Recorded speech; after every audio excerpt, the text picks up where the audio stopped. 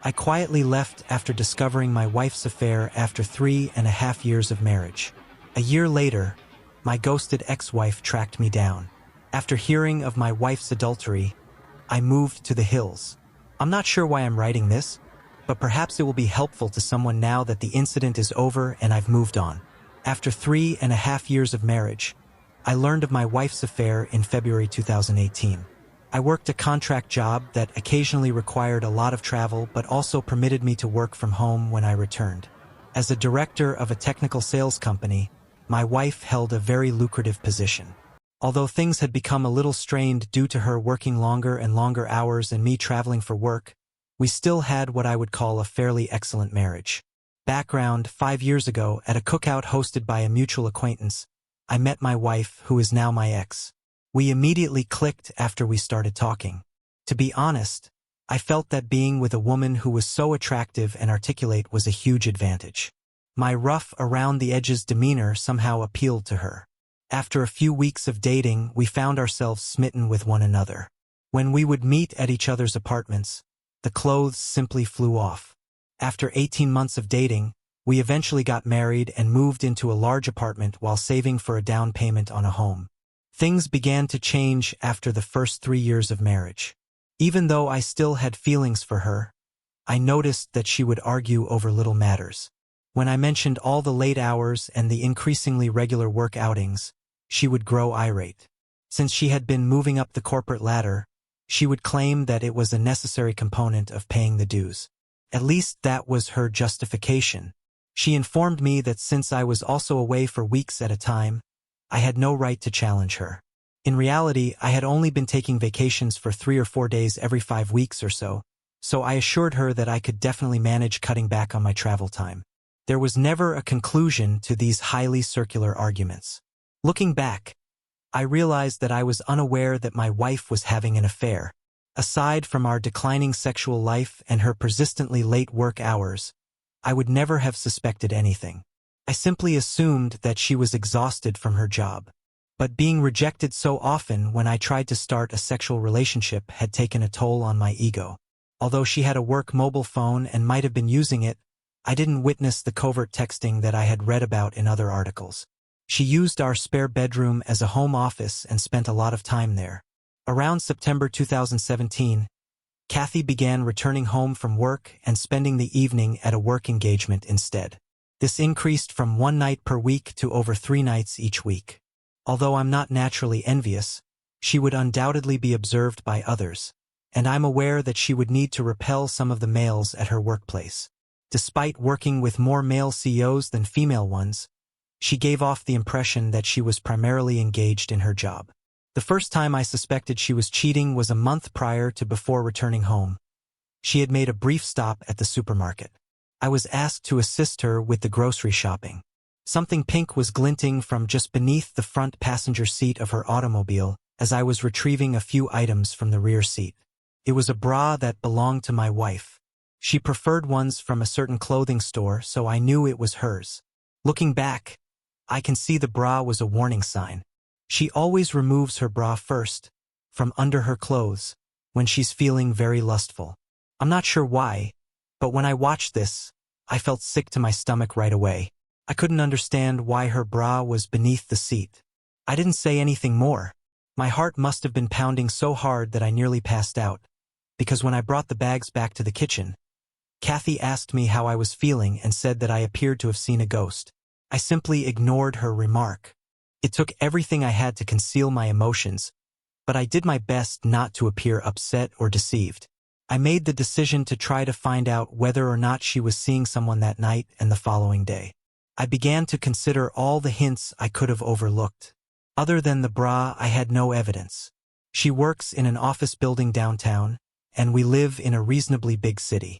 I made the decision to temporarily put the affair idea out of my mind and consider giving her more of my attention. I prepared a delicious meal and arranged the dining table with elegant plates, silverware, and candles one Friday after work. I purchased an arrangement of flowers and a lovely bottle of wine. I pointed out the dinner and everything I had made when she arrived as usual, breezing in after work. She apologized and said she was sorry, but she had to go to a neighborhood hangout to meet up with her coworkers. She mentioned that she needed to take a shower first, but that she could have a small snack with me before she left. I guess I went utterly silent because my insides flipped on me. I won't explain the type of anger I was experiencing at the time, but I had had enough. I took my work cell phone and threw it in her backseat while she was taking a shower. I had been considering this as a means of using my own phone to find her. I walked into the kitchen after that and threw the food and flowers in the garbage. After taking a shower, she got ready and looked stunning as always. "All right, let's eat," she said. "Never mind, go out with your friends," I urged her. She asked me if I was angry after giving me a weird look. "I'm sad that you never want to do anything with me," I said. She got upset and sarcastically remarked on my short fuse while telling me to stop acting like a kid. I muttered, "Foolish me," as I stood there allowing everything to settle in. For once, I felt we should spend the evening together. She simply gave me a sly smile and stormed off. I pulled out my second phone and began following my work phone when she departed. About 20 minutes away, at the bar she often visits with her coworkers, I caught her stopping. I made the decision to go find her automobile. Indeed, it was in the parking lot of the bar. I waited to see if I could see her in my car across the street. I felt completely different, like a stalker, but I told myself that I had to calm my fear of her whereabouts. I observed her leaving the bar with a man about an hour after I got there. He had the appearance of an executive from her company. He took hold of her, drew her near, and planted a kiss on her lips. My body was totally numb, and my stomach started to clench up. They went to a different vehicle and climbed in together. When their automobile pulled out, I tried to keep up with them. You guessed it, they drove to a hotel 10 minutes away. As I stopped on the street beside the hotel, I saw them exit, holding hands, and enter. I'd seen enough, I felt foolish. I began pounding the steering wheel with my fist. That was it. Something went totally blank inside of me. I'm not sure if I had an out-of-body experience or blacked out, but as I got better, I felt like I wanted a drink. At this point, my life started on a path I never would have imagined. I simply began to drive out of town, replaying all that I had just seen. I was crying out of anger, as much as I hate to admit it. I located a pleasant little tavern on the outskirts of town, some 30 miles away, and stopped in. I ordered a drink while seated at the bar.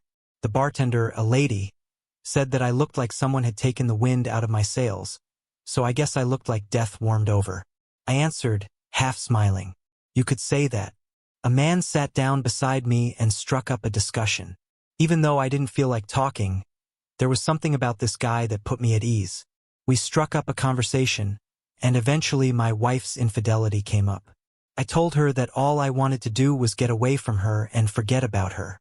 "You're not alone, buddy," he replied, giving me a back pat after giving me a quick glance. I experienced that a few years ago. I think there's a reason why these things occur. Your life can now take a positive or negative turn, I assure you. At this point, everything is totally up to you. His remarks, for some reason, jolted me out of my gloom. Even though I was aware of my pain, I've always been able to see things rationally, and he was absolutely correct. We identified ourselves. Ray was his name. I really liked his salt-of-the-earth vibe, even though he was more of a country guy. "When are you going to move out?" he inquired. I suppose I never thought to look that far ahead. I had a fight-or-flight response going on, and I knew I didn't want to be around this woman any longer. "I have an idea, and I feel very sympathetic to your situation," Ray added. "When the time comes, I have a mobile trailer on my land in case you feel the need to go. It might require some work and isn't very good. Why don't you visit and see if you could imagine yourself briefly residing in anything like that? I'll give you a terrific bargain on it, at least. You could even park it on a lovely piece of property I own. I would appreciate it if you could watch it for me. It could be beneficial to escape your predicament. Just a thought." I took a moment to comprehend his concept. Hell, honey, if I could have escaped my crazy ex-husband years ago, I would have jumped at the chance to go live in his trailer or anything just to get my head on straight, added the bartender, who had been listening in on the chat. Perhaps this was just what I needed, but I felt as though I had wandered into the twilight zone. "Yes, I'll think about it and maybe check it out," I said to Ray. After a while, we split up and agreed to get together at his house in a few days. I began to feel as though I had some perspective and an opportunity to escape what I thought was a terrible heartache combined with a nightmare. I knew one thing for sure. I would never, ever want to spend time with my wife again. I find cheating to be so disgusting, and it has always been the one thing I thought I would never put up with. I sat on the couch when I arrived home that evening after Kathy. Kathy asked me where I had been when she came out. "Where have you been?" I questioned, turning to face her. "You know, I went to grab drinks," she said. I directly inquired, "Are you having an affair?" She appeared surprised, but she soon collected herself and responded, "No, why would you ask me that?" I informed her that I had heard she might be seeing someone at work. "Who told you that?" she said. "Someone I know," I said, but I kept the name a secret. After saying, "You're being ridiculous," she accused me of being intoxicated and insane and inquired about my whereabouts. "We're going to a bar to enjoy some drinks with our friends," I remarked. Despite her obvious desire to ask more questions, she returned to our bedroom and went to bed. Now that I had proof that she had been deceiving me for months, I made the decision to sleep on the sofa. I couldn't sleep at all because I kept seeing her in bed with this guy. I felt sorry for myself, disgusted, and hurt. But then I thought about Ray's trailer. The thought of it cheered me up, and it was almost like a revelation. Something must be wrong with me since the fight or flight response automatically activated amid the pain I was experiencing, and I preferred the flight response. We didn't talk much the following morning and carried on with the weekend as if nothing had occurred. I scheduled a meeting with Ray a few days later. I noticed that Ray had a lovely ranch when I got there, and the trailer was actually quite nice, about 26 feet long and fully furnished. It brought back memories of a fun spring break trip I took with pals while I was in college. Ray accepted the money I offered him for the trailer. To be honest, I almost took it from him. I drove over to see his ranch property after he gave me directions. There were hiking and biking paths close by, and the area was lovely with lots of trees and scrub vegetation. Ray had a little cabin on a hilltop overlooking the property, with electricity and water accessible for the trailer, and it was close to the foothills of some mountains. Ray promised to set up the trailer for me and pull it to the location.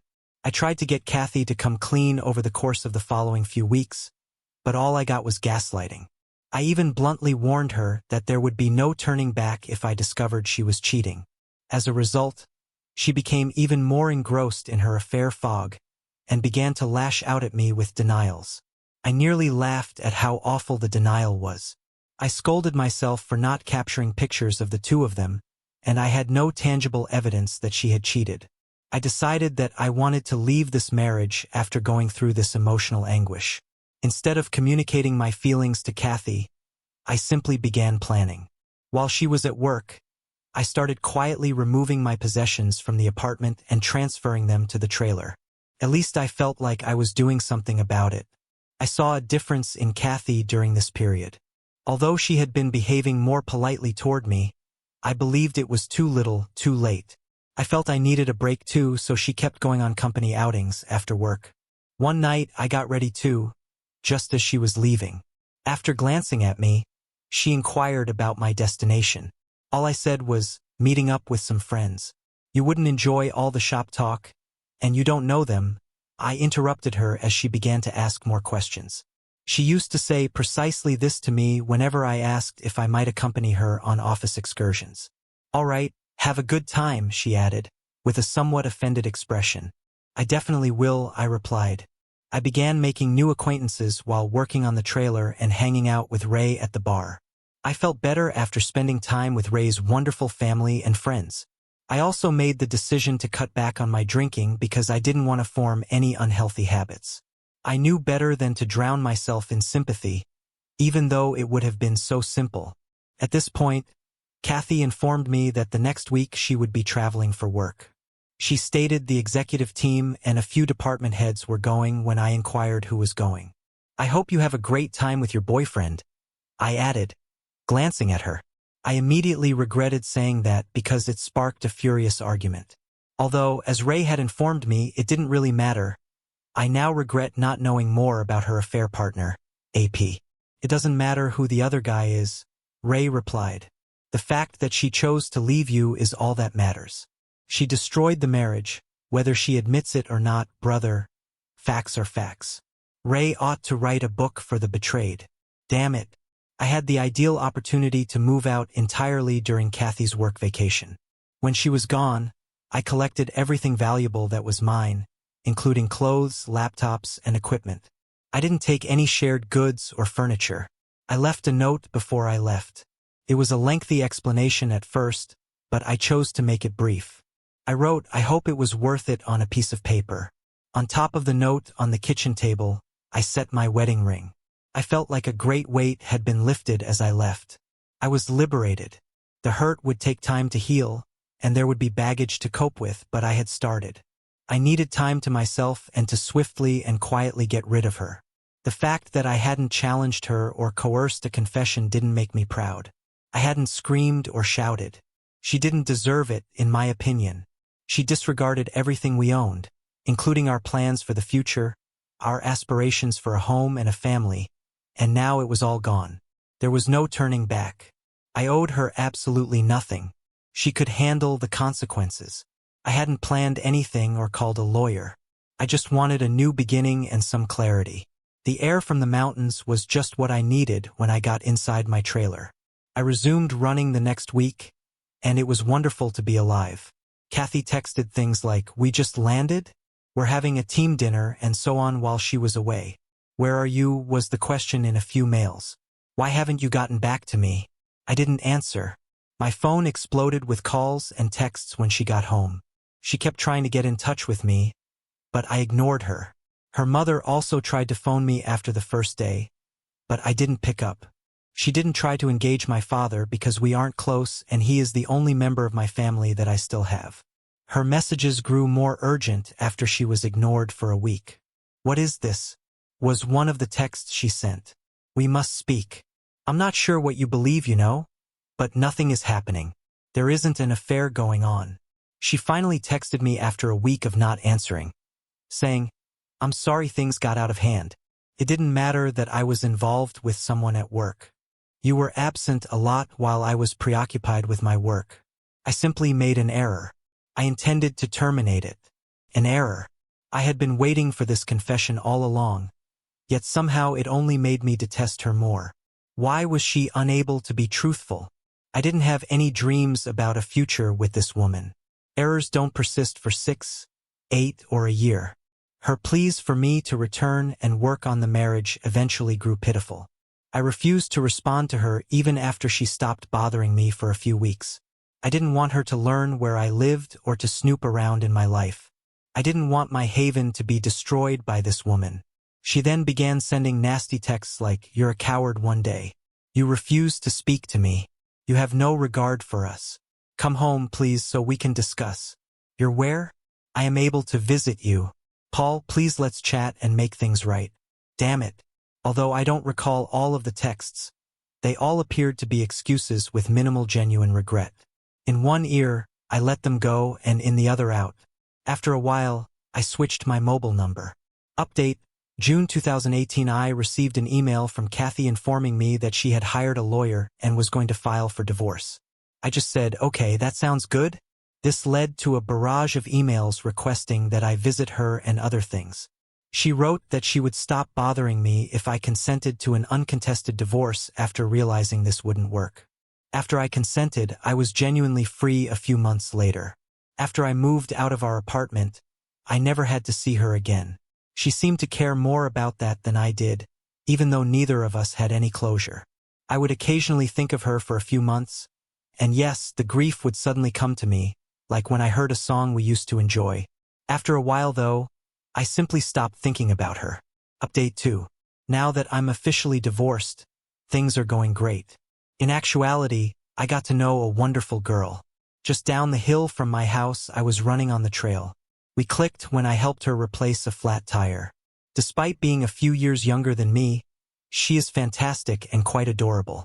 She refers to me as her mountain man and adores my way of life. Although I'm not in a rush to commit, I also don't intend to give up on women entirely.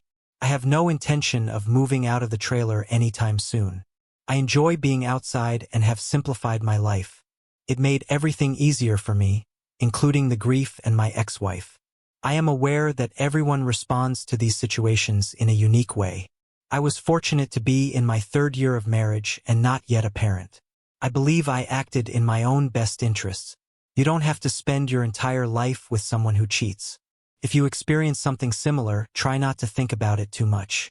Continue living your life. As you improve yourself, it will get better. I hope everyone has the finest possible life.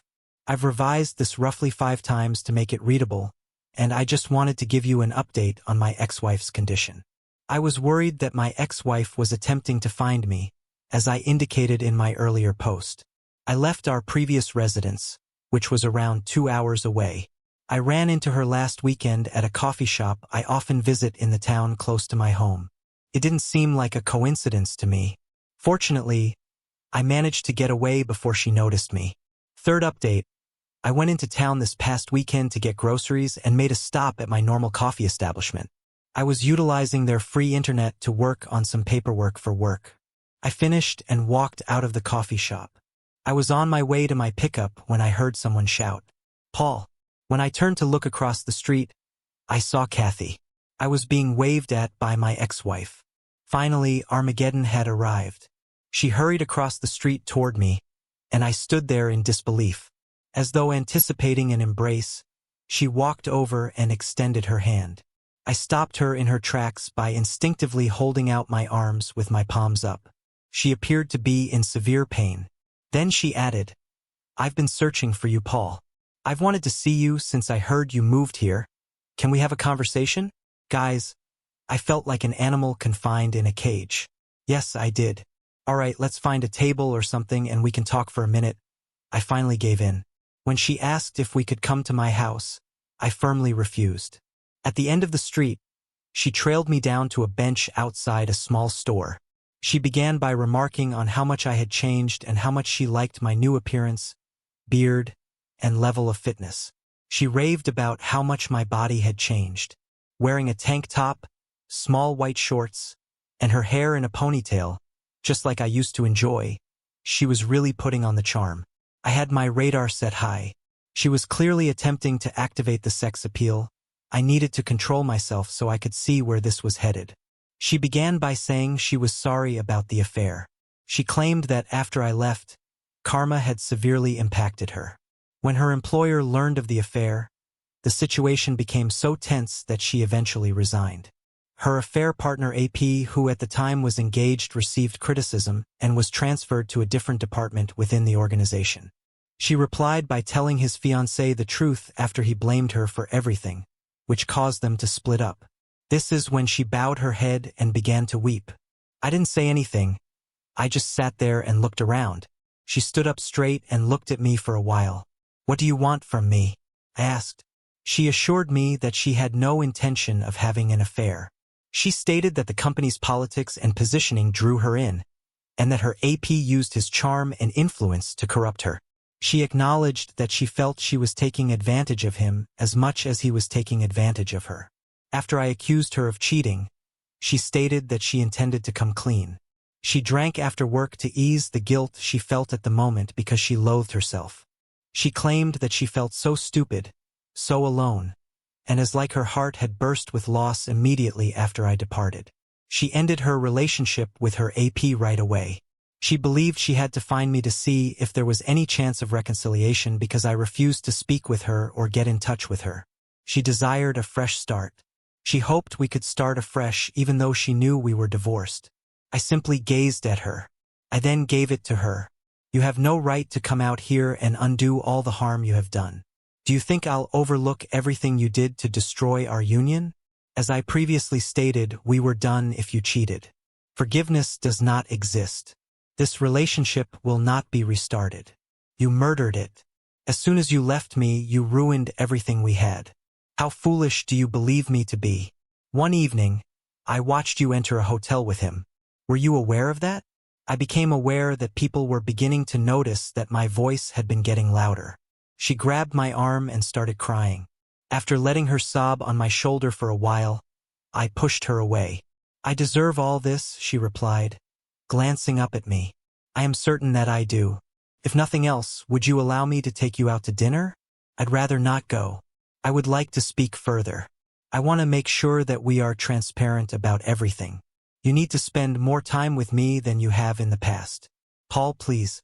I love you so much, even though I know you might not want to hear it. Before you left me, I had no idea how much I loved you. You broke me as much as I broke you. I'm unable to forgive myself, and I don't want to do so till the day I pass away. She began to sob uncontrollably and hyperventilate. I lifted her up and gave her a hug. It seemed like my only option for soothing her.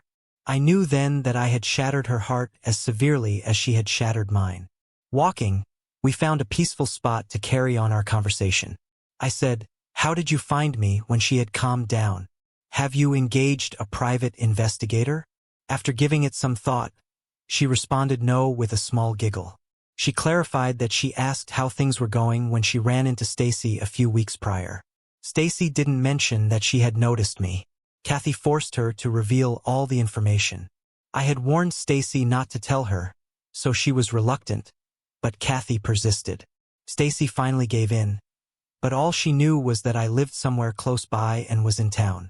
On her days off, she began to come here to check on me. I kind of laughed when she said that, thinking, damn, Stacy can't keep her trap shut. She blushed. We ultimately decided to have dinner at a charming little spot with a patio. I made sure we didn't drink anything since I wasn't going to give her a reason to be kind to me or say she wasn't so inebriated that she couldn't drive back. In fact, we had a good conversation. I then escorted her to her vehicle. She insisted that she hadn't dated anyone else since I left and vowed fervently that I was the only person she wanted. So she pushed me hard to stay longer. No, it's still way too early for me to go down that road, I informed her. She pleaded with me to come back, but I didn't say yes. After giving her my new email address, I didn't say anything more. My response to her request for my phone number was, "You'll just blow it up with texts and calls." She wept over it, but in the end, she agreed with my choice. She promised to send me an email with information on returning to town the following weekend before she left. I asked her directly, would you have forgiven me if I had been the one cheating? Before she got into her car. Yes, in time, but only if we saw a marriage counselor and worked through the healing process with lots of talking, maybe even a binding agreement. She responded after pausing to reflect. All right, maybe I could do that. In 5 or 10 years, I answered. I would wait if that's what it would take, she replied. She then took both of my hands in hers, looked me in the eye and said, God damn it, Paul, I will always love you and will do anything to prove it. This statement truly caught me off guard. Her remarks continued to upset me even after she left. She had spoken those words so firmly. However, I was still unable to envision us reuniting. Even though I felt better about the incident, I was unable to perceive her as a friend at this time. Perhaps a friend, but even that was a mystery. I returned home, enjoyed a long run, had some beer, and thought about how far I had come. Could someone please assure me that she wouldn't destroy the tranquility I had created for myself? I had no idea. I had the luxury of time to sort through it and get perspective, but it was all still too vivid in my mind. Last update, most likely this will be my final update. When I first uploaded my story to Reddit, the moderators kept taking it down. In summary, I ghosted my ex-wife for more than a year before she discovered me. She wanted to make amends and start over with us. You will be deeply disappointed if you thought I would be the typical beta blue pill fool and forgive her. She expressed her love and regret for the affair in a lengthy email she sent me last week. She offered to come out and stay with me for the weekend once more. My answer? I silenced her. I informed her that I had no plans to make amends with her. I'm totally happy living alone, taking advantage of my secluded position and keeping things simple. 32. I'm not in a rush to make changes. I have my own self-determination plan and have enjoyed the company of a few women and friends. I made it clear in my email response that I had no intention of reconciling and declined to provide her with my phone number. I no longer know or trust you because you made your bet. I hope the best for you and perhaps we might become friends in the future, but not right now. She was annoyed by my evasiveness and responded in a telling way. She acknowledged that she had taken a job offer from a different state. Her true goal had been for me to accompany her, believing that my remote work would make the move simple. She wished we could start over somewhere new. She wanted to visit me in person to attempt to persuade me because she was running out of time before moving. Luckily for me, her time was up because I had a week of business travel scheduled. I'm grateful. I will no longer have her in my life. She will soon recognize that her time with me is over, but I anticipate receiving a few more emails. She'll need to find someone else, and she might even cheat on them. To anyone reading this, make the most of your life. Let go of the past and give yourself the strength to go on. To all of you, good luck. Subscribe and hit the notification bell to stay updated with more shocking real-life stories happening around you.